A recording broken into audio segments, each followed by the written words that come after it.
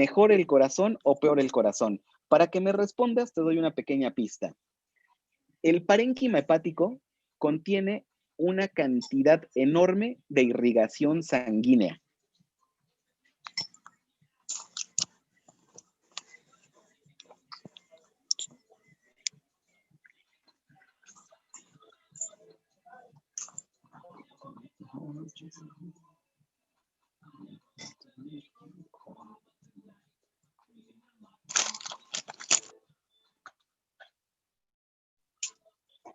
Muchísimas gracias. Esa es una respuesta correcta.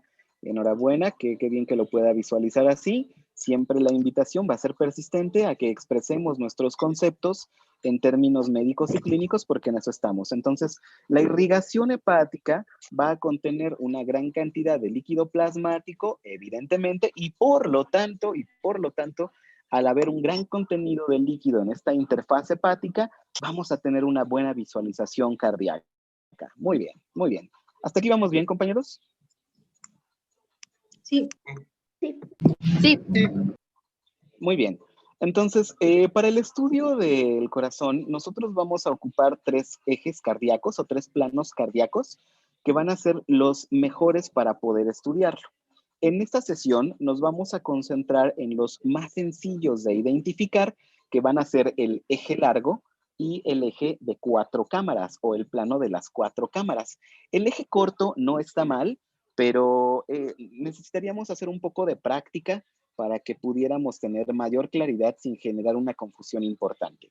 Pero bueno, regresemos a nuestros 2 ejes, o sea, son 3 ejes principales y hoy vamos a hablar particularmente de 2, del eje largo y del 4 cámaras. A ver, ¿tú crees que este sea un eje largo? Es el eje azul que hemos dibujado sobre nuestro órgano cardíaco. Sí. Sí.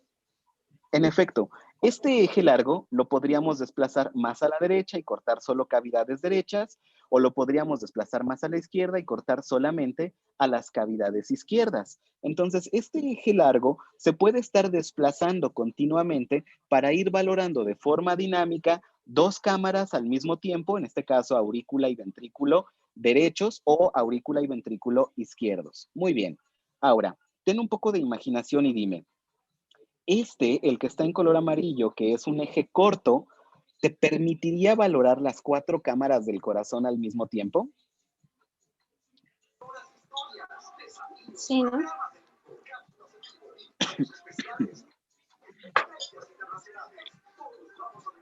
Yo digo que no. No.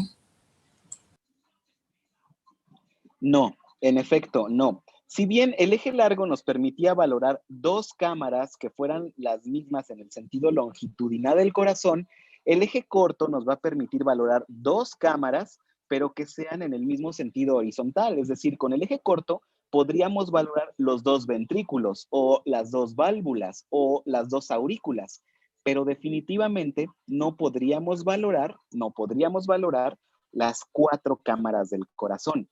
Es por eso que el otro eje, el que está en color verde, el que está completamente perpendicular al corazón, si te das cuenta, está dividiendo a ambos ventrículos y está dividiendo a ambas aurículas.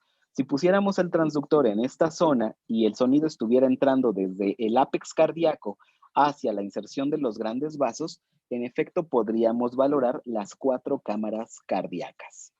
¿Esto queda claro? Sí. Sí. Bien. Eje largo nos va a permitir valorar 2 cámaras longitudinales. Eje corto nos va a permitir valorar 2 cámaras transversales. 4 cámaras nos va a permitir valorar 4 cámaras cardíacas.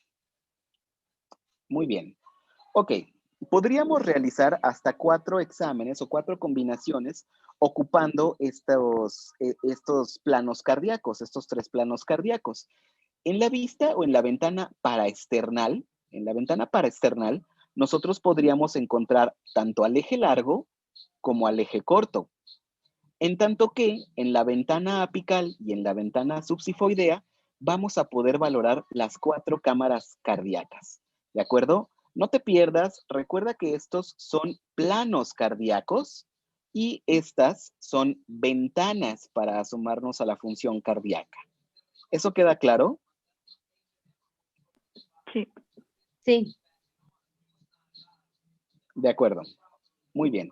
Entonces, es importante considerar lo siguiente, La anatomía de nuestros padecientes va a variar. Quiere decir que el libro está diseñado para que tú estudies al paciente caucásico de 35 años, 1,70 m y 70 kilogramos, pero eso en la realidad no es necesariamente cierto. Hay una variación importante de las constituciones físicas, del peso, de la historia clínica de nuestros pacientes, y es por eso que tenemos estas diferentes ventanas, para esternal, apical y subsifoidea, para poder encontrar la que mejor nos permita la visualización cardíaca.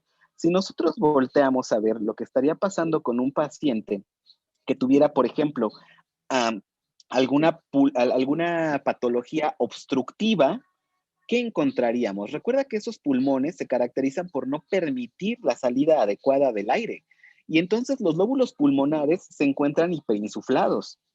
Entonces, si estos pulmones se encuentran hiperinsuflados, nosotros vamos a tener que manipular constantemente al paciente, vamos a tener que estarlo cambiando de posición hasta que podamos encontrar el corazón, porque esos pulmones no van a permitir una valoración tan adecuada como aquí lo sería. Considera que en la enfermedad obstructiva, la que tú quieras, cualquier patrón obstructivo, vamos a tener un incremento del parénquima pulmonar que entonces al estar lleno de aire va a estar estorbando la visualización cardíaca, ¿de acuerdo?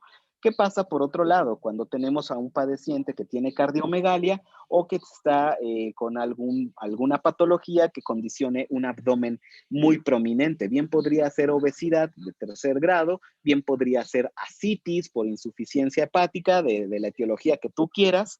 Bueno, pues en ese sentido, también nuestras ventanas van a tener problemas para la visualización del plano cardíaco. Por eso es importante que recuerdes que se pueden ocupar las 3 ventanas principales: paraesternal, apical y subsifoidea. ¿Buscando qué? Los planos cardíacos. ¿Y cuáles son los más importantes? Los planos más importantes van a ser el eje largo y el 4 cámaras, pero también podemos valorar un eje corto. El eje largo nos va a permitir valorar 2 cámaras longitudinales, o sea, aurícula y ventrículo, derecho o izquierdo. El eje corto nos va a permitir valorar 2 cámaras transversales, o sea, ventrículo derecho, ventrículo izquierdo, o aurícula derecha y aurícula izquierda.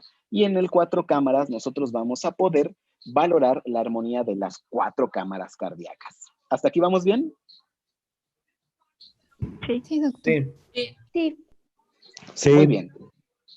Muy bien. Existen algunas diferencias pequeñas entre estos ejes cardíacos, pero que se convierten en verdaderas impresiones o imágenes diferentes en el momento de hacer la interpretación de nuestro estudio.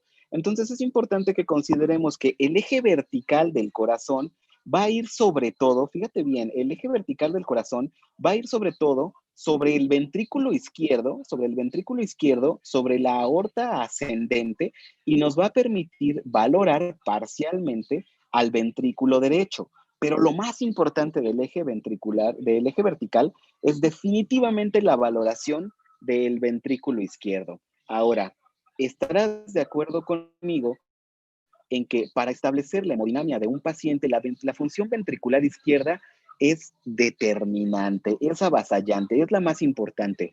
Si bien es cierto que la disfunción ventricular derecha va a traer consigo algunas patologías, estas tienden a ser más de progresión crónica y, por supuesto, a estar asociadas a problemas pulmonares, sobre todo en aquellos en los que el parénquima pulmonar ha perdido su confianza y, por lo tanto, el ventrículo derecho tiene que ejercer una mayor presión para vencer esa resistencia. También en los defectos cardíacos. Sin embargo, la disfunción del ventrículo izquierdo, pues esa resulta catastrófica en escenarios más subagudos. ¿Qué pasa si no te funciona el ventrículo izquierdo? ¿Quién manda la sangre a todo tu cuerpo? El ventrículo izquierdo. Bueno, entonces es muy sencillo que nosotros podamos estimar la gravedad del escenario de tener una disfunción ventricular izquierda. Muy bien. En tanto, en el eje horizontal, nosotros ya no estamos valorando necesariamente la aorta ascendente como lo hacíamos en el eje vertical. En el eje horizontal, estamos generando más cortes que pueden ir en el plano corto del corazón, y podríamos entonces comparar ventrículo izquierdo con ventrículo derecho, aurícula izquierda con aurícula derecha y alguna porción importante de la vena cava superior. Entonces, esto me resulta importante. El eje vertical del corazón va a valorar sobre todo al ventrículo izquierdo y a la aorta ascendente, en tanto que el eje horizontal nos va a permitir la comparación entre ventrículo izquierdo, ventrículo derecho, aurícula izquierda, aurícula derecha. ¿Lo puedes ver? Me parece que las imágenes son lo suficientemente claras para ello.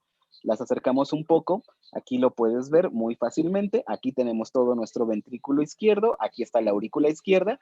Y por supuesto el ventrículo izquierdo se va a unir a la aorta ascendente. Aquí tuvo que haber vencido a las válvulas aórticas, a la válvula aórtica, perdón, y aquí tendría que estar nuestra válvula mitral. En cambio, en el eje horizontal del corazón, nosotros vamos a trazar una línea sobre el ventrículo derecho, pero esta línea nos va a permitir establecer los planos cortos para comparar ventrículo derecho con ventrículo izquierdo con ventrículo derecho, nos permitiría valorar válvula mitral y válvula tricuspidea, nos permitiría valorar aurícula izquierda contra aurícula derecha y, por supuesto, una porción importante de la cava. ¿Vamos bien, compañeros? Sí. Sí, profe. Sí. ¿Seguro? Sí. Bueno.